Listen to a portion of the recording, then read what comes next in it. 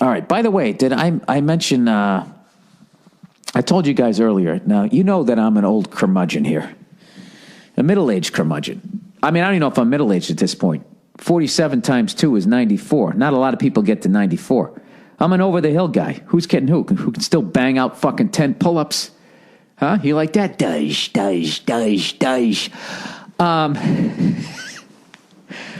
am I saying here? I'm one of these fucking people that I do not give it up to young people right out of the fucking gate. I don't give a fuck how good a game you had. I don't give a fuck how good a season you have. I want to see the career. And you know, that whole crown 'em king began somewhere at the beginning of Shaq's career. That fucking, you know, when you came into the league and you already had your own fucking sneaker. You know what I mean? So I never give it up to people until, like, you know, when people going, Tom Brady's the greatest of all time. I still was going like, well, Joe Montana has 4 rings and it only took him 4 times to get it. He won with nobodies. He won with superstar teams. All right? So, until this guy does something above and beyond him, the best he can do is be on his level. I'm one of those guys. Having said that, Steph Curry is the greatest fucking shooter of all time. I believe. I already think that. So I made it a promise as a sports fan that I was going to try and see him this year. Well, see him as soon as I can while he's still fucking young and he's in his prime. You know, you got to do that. Like I saw Jordan when he still had hair.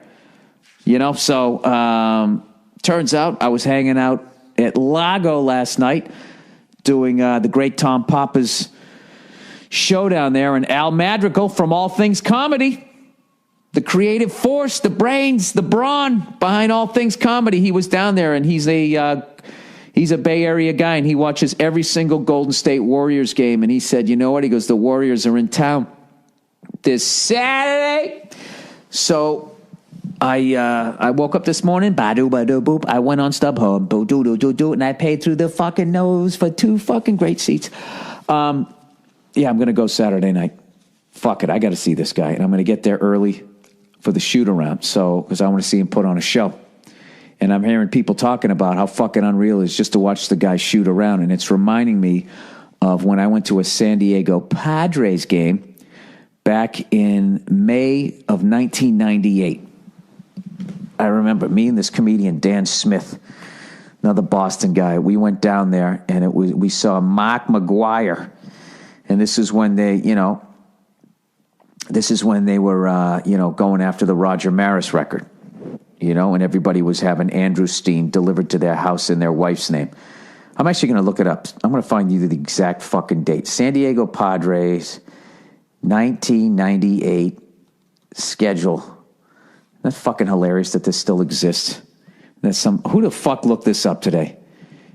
1998 San Diego Padres schedule. I remember it was in May 20-something.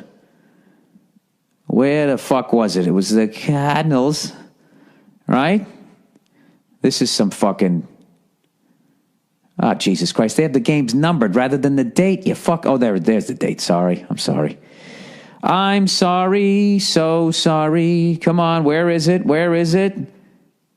Right there. Right there, Fred. Go fuck yourself. 5/29, 1998, or 5/30 or 5/31. It wasn't June. I remember it wasn't June. I went to one of those fucking games against the St. Louis Cardinals, and we got there early, and we watched Mark McGuire take batting practice. And if there's any footage of that, if you could have been there and watched the performance this man put on, and you still think that performance-enhancing drugs should be illegal, you're out of your fucking mind.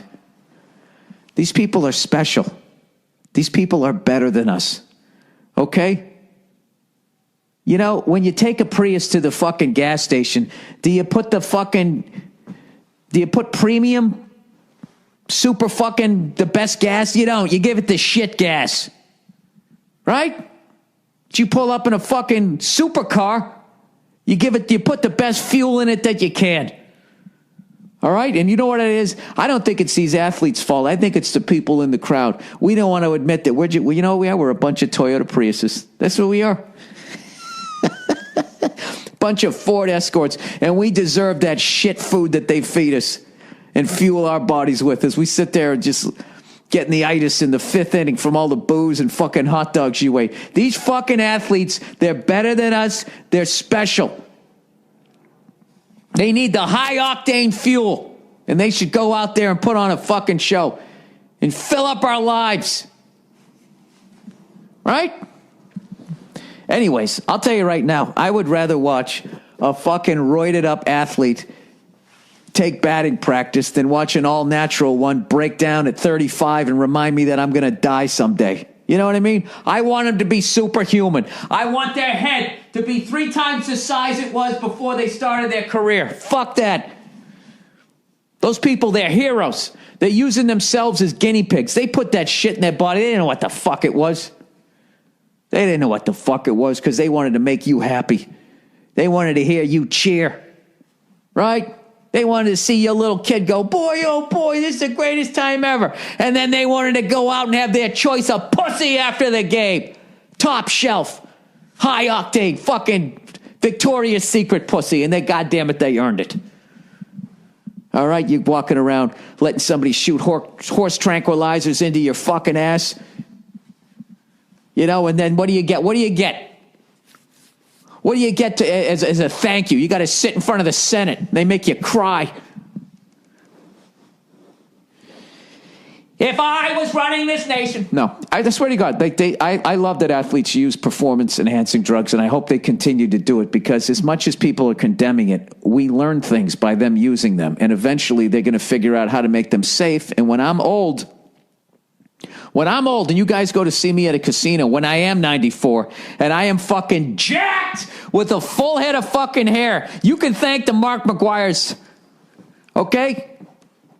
You can thank the fucking, the other, whoever the fuck else took it. I don't know who the fuck, who gives a shit? You can thank Peyton Manning's wife. All right? If she didn't blow out her fucking shoulder taking those cookies out of the oven and she didn't need that shit, God damn it. Can somebody please make a picture of me at 94, jacked with a full head of hair, wearing a tuxedo, playing the Stardust, cheering on the Vegas? Shut the fuck up, Bill. All right.